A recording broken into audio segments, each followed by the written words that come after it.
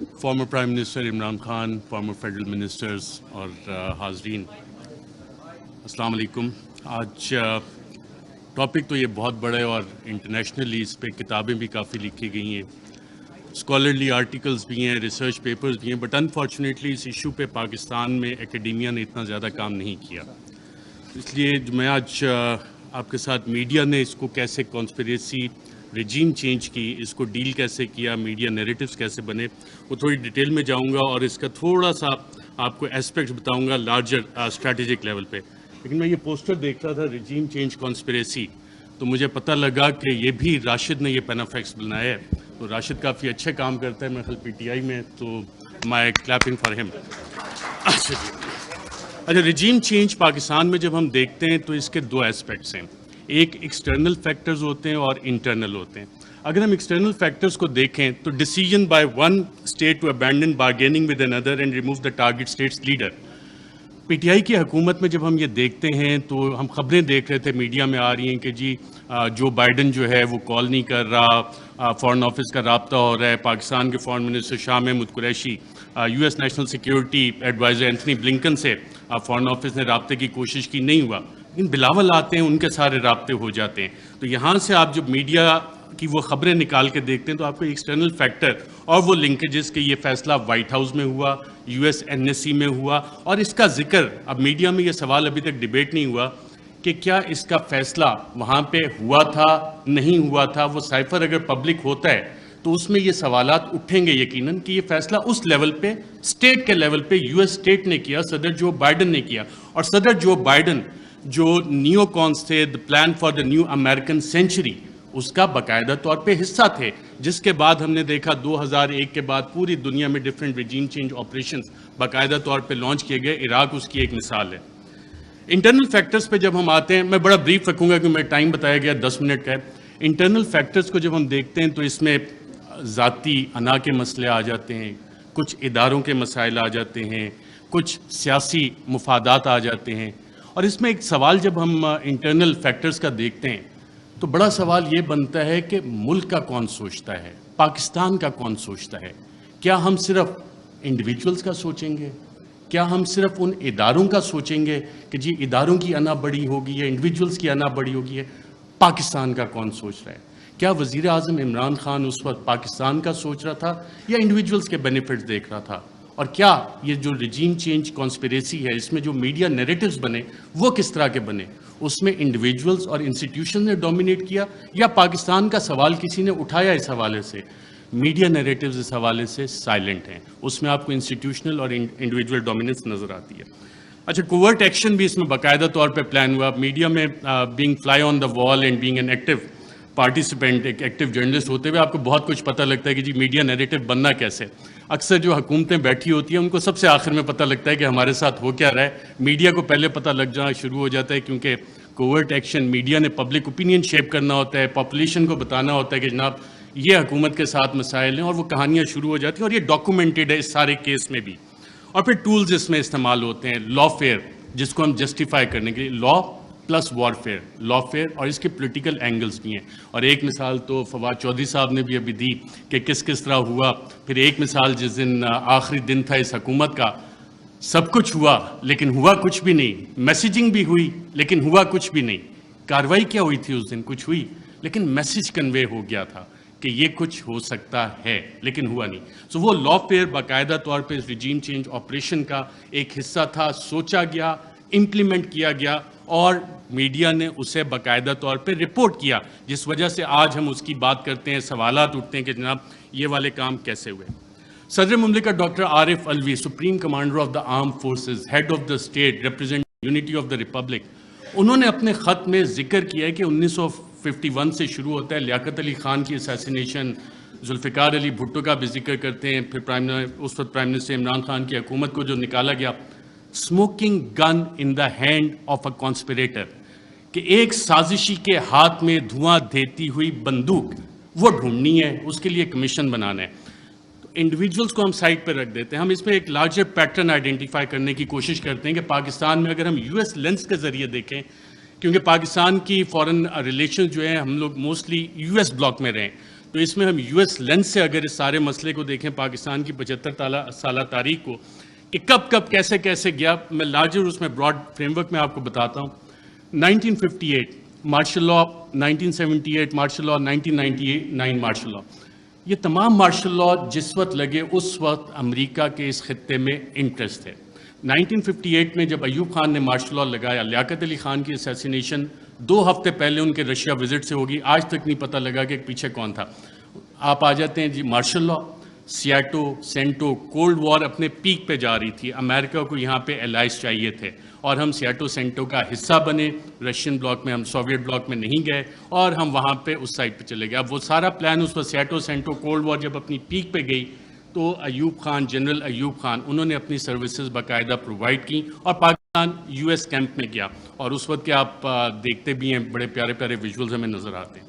1977 جب ہم دوبارہ آتے ہیں تو اس وقت پھر امریکہ کے ریجنل انٹرسٹ یہاں پہ تھے اور ہم دیکھتے ہیں کہ کوورٹ وار باقاعدہ طور پہ شروع ہوئی, افغانستان کی جنگ لڑی گئی اور اس وقت پاکستان میں پھر مارشل لاء آ جاتا ہے. ایک پاپولرلی الیکٹڈ ڈیموکریٹک لیڈر کو پھانسی دی جاتی ہے ایک ایسے کیس میں, غالباً سیکشن 109, فواد چودھری صاحب اگر بیٹھے ہوں تو بتائیں کہ اس میں پھانسی تو بنتی نہیں لیکن پھانسی دے دی گئی اور ضیاء الحق کا مارشل لاء آ جاتا ہے.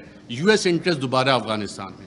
99 میں جب ہم آتے ہیں دوبارہ تو ایک نئی جنگ ہمیں چاہیے, اس کے لیے نیو کونس کے پلان آلریڈی بن چکے تھے, آلریڈی تھا کہ کدھر عراق میں جنگ ہونی ہے, لیبیا میں ہونی ہے, سیریا میں ہو رہی ہے, ایران, پاکستان بھی اس کا حصہ تھا, لیکن پاکستان جیسے بلڈ بارڈرز کا ڈاکٹر شیری مزاحم نے بتایا, Pakistan for various reasons and one of the main factors being a nuclear power تھوڑا سا بچ گئے. جو وار اگینسٹ ٹیرر ہماری شروع ہوئی, دہشت گردی کے خلاف جنگ, جو ٹی ٹی پی کا سارا انفیوز کیا گیا, وہ سارا اسی کا ایک حصہ تھا کہ یہاں پہ یہ ساری کارروائیاں پاکستان میں ہونی ہیں اور ہم اس ٹریپ میں باقاعدہ طور پہ واک ان کیے.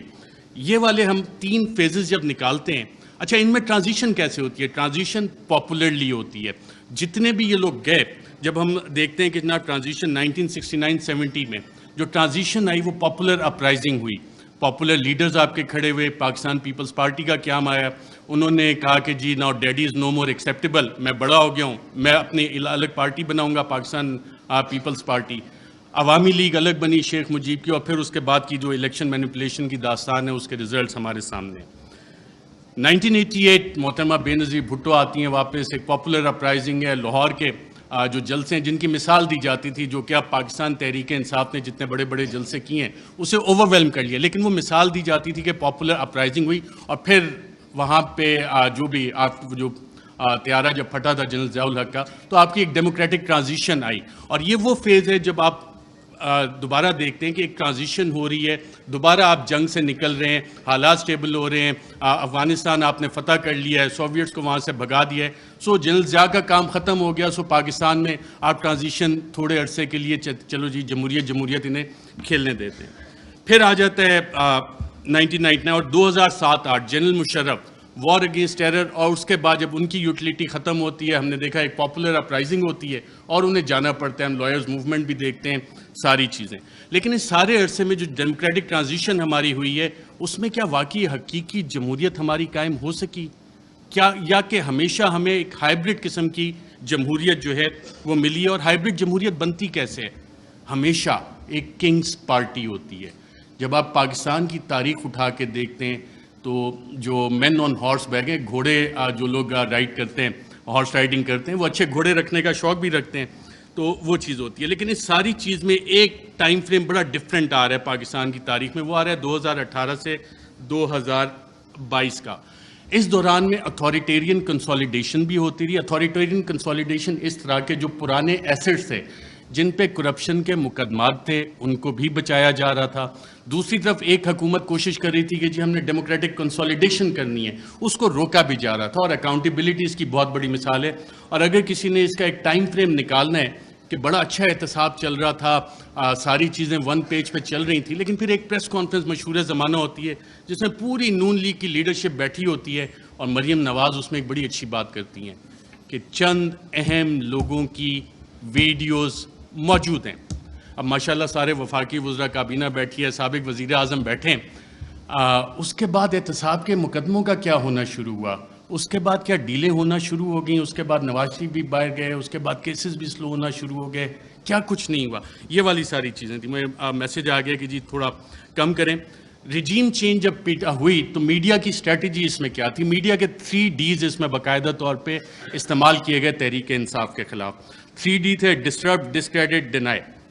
ڈسٹرب کیسے کرنا ہے؟ جتنے بھی پاکستان تحریک انصاف کے پلانز بنے تھے اسے لا فیئر کے ذریعے, ایڈمنسٹریٹولی اور انفارمیشن آپریشنز کے ذریعے سیبوٹاج کرنے کا باقاعدہ طور پہ پلان بنا, اور اس کی ہم نے مختلف قسم کی امپلیمنٹیشنز دیکھیں. اگر آپ نے ایڈمنسٹریٹو اس کی دیکھنی ہے تو وہ وزیر اعظم تو عمران خان تھا, پولیس وین وہاں پہ کس کے آرڈر سے گئی؟ شیخ رشید صاحب انٹیریئر منسٹر تھے, ان سے ہم پوچھتے رہے کہ جناب یہ آپ نے بھیجے ہو؟ کہتے ہیں یار مجھے تو نہیں پتا. وزیر اعظم عمران خان کال دے رہا ہے, پورا ریڈ زون جو ہے بیریکیڈ ہو جاتا ہے, کون حکومت چلا رہا تھا, کیسے؟ تو یہ وہ ایڈمنسٹریٹو سٹیپس ہیں. ہر ایک کی ڈیٹیل میں جائیں گے تو کافی لمبا ہو جائے گا. پھر ایک پلان بنا کہ جی 3 Ds کا ایک حصہ تھا ڈسکریڈٹ کرنا ہے, عمران خان کو ڈسکریڈٹ کرنا ہے, پاکستان تحریک انصاف کو ڈسکریڈٹ کرنا ہے.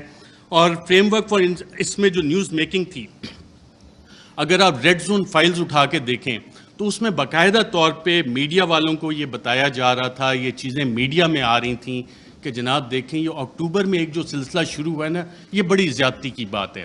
اس میں چند انڈیویجولز جو ہیں ان کو تو یہ حق نہیں دیا جاتا کہ جی پنجاب پولیس کے پیٹرن پہ چیزوں کو لے کے چلیں, ایسے تو نہیں اجازت دی جا سکتی. لیکن سوال آتا ہے کہ کیا ہمیں اس ملک میں آئین کی حکمرانی چاہیے یا اشخاص کی حکمرانی چاہیے؟ ہمیں قانون کی حکمرانی چاہیے یا چند اشخاص کی حکمرانی چاہیے؟ میڈیا فریم ورک جب آپ اس میں سارا اینالائز کرتے ہیں, جتنے آپ کرنٹ افیئرس کے پروگرامز اٹھا لیں, نیوز آرٹیکلز اٹھا لیں, کالمز, ایڈیٹوریلز, اس میں کانسٹیٹیوشنل فریم وہاں پہ ڈیبیٹ فریم نہیں ہوئی, وہاں پہ رولز آف بزنس کی ڈیبیٹ فریم نہیں ہوئی, وہاں پہ ڈیبیٹ فریم ہوئی اداروں کے حساب سے, وہاں پہ ڈیبیٹ فریم ہوئی انڈیویجولز کے حساب سے. اور پھر اپریل میں 9-10 اپریل, اس سے پہلے یہ پلان آ گئے تھے کہ جناب میڈیا سپیس بھی ڈینائی کرنی ہے, بلیک آؤٹ بھی کرنا ہے, جو چند صحافی کوشش کریں کہ آواز اٹھانی ہے ان کو آپ چینل سے نکال دیں. عمران ریاض میرا خیال ابھی بھی بیٹھے ہیں, مجھے اطلاع ملی تھی کہ انہوں نے ایکسپریس جوائن کرنا ہے, لیکن ایکسپریس پہ بھی ابھی تک آن ایئر نہیں ہو سکتا ہے. حالانکہ سلطان لکھانی صاحب فریڈم آف پریس میڈیا اس پہ بلیو بھی کرتے ہیں, کافی اچھے ایڈیٹوریل آرٹیکلز اور چینل بھی چل رہا ہے, but he is not on air. FIRs چلیں, اب صحافیوں کو چھوڑیں, اب تو پوری وفاقی کابینہ جو ہے سابق, اس پہ بھی FIRs ہوئی ہیں, اور ملٹیپل FIRs دہشت گردی کی بھی ہوئی ہیں. اور جن لوگوں نے یہ FIRs کی انہوں نے یہ نہیں سوچا کہ کر کس پہ رہے, کیونکہ پلے بک وہی والی پرانی تھی. مسئلہ یہاں پہ یہ تھا کہ کرپشن کے کیسز نہیں مل رہے. بڑی کوشش کیجیے عمران خان کے خلاف کرپشن کے کیسز نکالے جائیں. میری بھی 1-2 ملاقاتیں ہوئی کہ جناب آپ تو بڑی سٹوریز کرتے ہیں. میں نے کہا یار ایک شخص, اور یہ عمران خان صاحب بیٹھے ہیں, شاید آپ میں سے بہت سے لوگوں کو نہ پتا ہو, PM آفس میں ہمارے بھی ذرائع ہوتے ہیں, اکثر پوری کابینہ پریشان ہوتی تھی کہ جناب بات ہم نے کی ہے, کہاں سے پتہ لگ گئی. وہ شخص جو پانی کی آدھی بوتل بھی ضائع نہیں ہونے دیتا بطور وزیر اعظم کہ یار یہ آدھی پانی کی بوتل میں نے ابھی رکھی, کیوں اٹھا کے لے گئے, وہ کرپشن کرے گا. میں نے سمجھائی لوگوں کو یہ بات, لیکن پلے بک کیونکہ وہی پرانی تھی, کیا کرپشن کے کیسز نکالو, ڈسکریڈٹ کرنا ہے, کرپشن تھوپنی ہے. مسٹر ABC کا فلانا دوست ہے, اس سے نکال کے لاؤ. کچھ نہیں, آج 2-2.25 مہینے ہو گئے, کوئی کرپشن نہ نکلے گا. عمران خان کا کرپشن کا کیس نہیں نکل سکتا, نہ نکلے گا. میں نے بتائی کہ نہیں آپ کچھ کوشش, میں کہا میں یہ کوشش نہیں کر سکتا کیونکہ مجھے یہ پتہ ہے کہ عمران خان کی کرپشن نہیں نکلنی. اچھا, media narratives against PTI. French revolution جب آیا تھا تو اس وقت ایک تھاٹ تھا کنگ لوئی کا, میں ریاست ہوں, میں بادشاہ ہوں, میں قانون ہوں. اور یہی چیز ہم نے دیکھی کہ جب میڈیا نیریٹیوز PTI کے خلاف بن رہے تھے. ابھی حال ہی میں آپ اگر آئی ایم دا کنگ کا دیکھ لیں, the king can do no wrong. King ہمیشہ, جو بادشاہ ہے وہ ہمیشہ اچھی چیزیں ہی کرتا ہے. فیکٹو پہ پوری حکومت نے کام کیا, ہماد اظہر بھی ادھر ہیں, لیکن PTI نے کام نہیں کیا, بادشاہ نے سب سے اچھا کام کیا. آئی ایم دا لا, قانون میں ہی ہوں. پولیٹیکلی آئسولیٹ کرو PTI کو. آج PTI واقعی پولیٹیکلی آئسولیٹڈ ہے. کون سی سیاسی جماعت ہے جو PTI کے ساتھ اتحاد میں کھڑی ہے؟ سب ایک طرف ہو گئے, لیکن ایک سٹرینتھ گین ہوئی اس میں. پاکستان کی عوام بغیر کسی کال کے نکل آئے, اور شاید جو وزیر اعظم عمران خان کا آخری دن تھا وزیر اعظم ہاؤس میں, اس وقت جو لوگ نکلے اور جنہوں نے رپورٹ کیا, آئی تھنک عمران ریاض تھے, باقی ہم لوگ بھی تھے, ان سب نے ایک بات نوٹ کی آپ نے خود بھی اپنا دفتر چھوڑنا ہونا کافی ٹائم لگتا ہے کہ ایک شخص فوراً اٹھ کے چلا گیا اور کہا جب سوال جواب ہوئے کوئی رہ تو نہیں گیا, اکیلا کر دیا ہے, اب اس کے ساتھ کس نے کھڑا ہونا ہے؟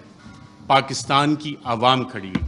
یہ وہ ڈفرینٹ فیکٹر تھا, چینج تھی, جس کو کسی بھی سازشی نے کیٹر نہیں کیا ہوا تھا. یہ وہ ویریبل تھا, عوام کا ویریبل تھا, جس کی وجہ سے یہ چیزیں. میں کوئکلی تھوڑا سا 2 منٹ اگر آپ کی اجازت ہو تو سائفر کے اوپر بھی بات کرنا چاہوں گا. سائفر پہ بھی میڈیا نیریٹیوز بڑے بڑے مزے کے بنے, اس پر اور ڈیبیٹ بھی ہو سکتی تھی, کافی مزے کی چیزیں تھیں. پہلا کیا بنا جی, پہلی میڈیا نے رپورٹ کرنا شروع کیا اور باقاعدہ یہ بتایا گیا کہ جی سائفر تو ایگزسٹ ہی نہیں کرتا, سائفر نام کی تو کوئی بلا ہی نہیں ہے. پھر دوسری چیز ہے, میڈیا کی یہ سٹوریز آئیں اور ریکارڈ کے اوپر موجود ہیں, پرنٹ کیے ہیں, ٹی وی پروگرامز ہیں کہ سائفر تو یہ ایزمپشنز پہ بیسڈ ہے. وہ ایزمپشنز ہیں ہمارے ایمبیسڈر کی یا کس کی. پھر یہ بھی کہانیاں میڈیا میں آئیں کہ جی یہ تو فارن آفس میں خود ہی پی ٹی آئی والوں نے بیٹھ کے بنا لیا ہے, یہ تو شاہ محمود قریشی نے خود ہی بیٹھ کے بنا لیا ہے. پھر جب وہ بھی ساری چیزیں, کیونکہ سائفر ایگزسٹ کرتا تھا, سائفر موجود تھا, پھر کہا گیا جی کانسپریسی کا ایویڈنس کوئی نہیں ہے. اچھا پھر عمران خان بطور وزیر اعظم بھی میرا خیال وہ کرکٹ کھیل رہے تھے, اور جب انہوں نے کہا تھا کہ مینٹلی میں اسٹرانگ ہوں, تو بہت سے لوگوں نے انڈر ایسٹیمیٹ کیا. انہوں نے کابینہ کی بھی کمیٹی بلائی, کابینہ کی اسپیشل کمیٹی غالباً 30 مارچ کو ہوئی. 30 مارچ کو میں نے سابق وفاقی وزراء سے پوچھا, وہاں کانسپریسی کی بات بھی ہوئی, کانسپریسی کا ذکر بھی اس میں ہوا, اور پھر 31 کو نیشنل سیکیورٹی کمیٹی بھی انہوں نے بلا لی, اور اس کا بھی مور اس پہ لگ گئی کہ بلیٹنٹ انٹرفیرنس. اور اس کے آخری پیراگراف میں ایک لفظ لکھا ہوا ہے کہ جو 31 کو نیشنل سیکیورٹی کمیٹی کی میٹنگ ہوئی, اس نے 30 مارچ کے جو منٹس اسپیشل کیبنٹ کے ہیں ان کو ریٹیفائی کیا. اب 30 مارچ کو آپ سب وفاقی وزراء جو اس میں بیٹھے تھے, اس وقت کے وزیر اعظم اس میں بیٹھے تھے, ان سب نے کانسپریسی اور سازش کا لفظ اس میٹنگ میں ذکر کیا. یہ میرے ذرائع نے مجھے بتایا ہے, آپ سبھی یہاں پہ بیٹھے ہیں, اگر کسی نے کانٹراڈکٹ کرنا ہے تو سابق وزیر اعظم خود بیٹھے ہیں, وہ کر سکتے ہیں کہ 30 مارچ کو جو اسپیشل کیبنٹ میٹنگ تھی اس میں سازش کا ذکر ہے. بالکل سازش کا میں ایز اے جرنلسٹ کلیم کر رہا ہوں. پھر یہ کہا گیا کہ جی وہ انٹیلیجنس ہم نے خود ہی کر لی, اور انٹیلیجنس کی بیسس پہ آبویسلی اس پہ سوال اٹھے کہ انٹیلیجنس, ہمارے انٹیلیجنس کے ادارے بہت اچھا کام کرتے ہیں, دہشت گردی کے خلاف بہت اچھا کرتے ہیں, پاکستان کی سیکیورٹی کے لیے بہت اچھا کام کرتے ہیں. لیکن مسئلہ یہاں پہ آتا ہے کہ جب انہیں ڈریگ کیا جائے سیاسی معاملات میں, اور یہ کہا جائے کہ جی انویسٹیگیشنز ہوئیں, کون سی انویسٹیگیشنز, یہ سوال ہوا ہے. اب رجیم چینج میں انٹیلیجنس کا ایک بنیادی کردار ہوتا ہے, انٹیلیجنس انفارمیشن کا بنیادی کردار ہوتا ہے. اگر آپ اگلی سلائڈ کریں ذرا, colon Powell U S secretary of state, you N security council میں انٹیلیجنس انفارمیشن کی بیس پہ انہوں نے کہا جی یہاں پہ یہ والے ویپنز عراق میں موجود ہیں, یہ کیمیکل ویپنز ہیں, یہ نیوکلیئر ویپنز وہاں پہ وہ بنا رہے ہیں. عراق وار ختم ہو گئی, عراق تباہ ہو گیا. یہ اس انٹیلیجنس انفارمیشن کی اوقات تھی, ویلیو تھی, جو آج تک نہیں. میں ایک اور آپ کو افغانستان سے ریلیٹڈ انٹیلیجنس انفارمیشن دیتا ہوں, انٹیلیجنس ڈس انفارمیشن, کہ اسامہ بن لادن کے پاس نیوکلیئر ویپنز ہیں. اور اسامہ بن لادن کے پاس نیوکلیئر ویپنز, اگر آپ یہ سٹوری دیکھیں تو یہ جسٹیفائی کرنے کے لیے تھی کہ جی افغانستان میں امریکہ نے حملہ کرنا ہے. اور اس وقت آپ تمام امریکی اخبارات اٹھا لیں, ورلڈ ایکسکلوسیو ڈان نے بھی فرنٹ پیج پہ چھاپا کہ جی ایک ایکسکلوسیو انٹرویو ہوا ہے, اسامہ بن لادن کے پاس نیوکلیئر ویپنز ہیں. وہ نیوکلیئر ویپنز آج تک نہیں نکلے. تو یہ ہوتی ہے انٹیلیجنس انفارمیشن. جب تک آپ تحقیقات نہیں کرتے, اسے ویریفائی نہیں کرتے, بہت سی JITs میں انٹیلیجنس انفارمیشن آتی ہے, بہت اچھا کام ہوتا ہے, لیکن اس کی ویریفیکیشن چاہیے ہوتی ہے. انٹیلیجنس اور انٹیلیجنٹ انفارمیشن میں فرق ہوتا ہے. اس کے علاوہ بہت ساری چیزیں ہیں. پروپیگنڈا پہ اگر ہم جائیں, ڈی کلاسیفائڈ ڈاکومنٹس بہت سارے آ گئے, چلی کے حوالے سے, ایران کے حوالے سے. کیونکہ ٹائم میرے پاس کم ہے, میں نے کہا یہ والے لارجر ایشوز آپ کے سامنے رکھوں. Thank you very much.